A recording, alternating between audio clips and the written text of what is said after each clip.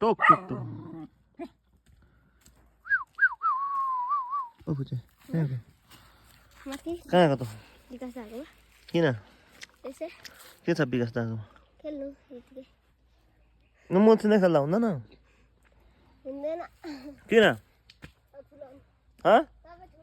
के ठुलो मान्छे खेल्नु हुँदैन किन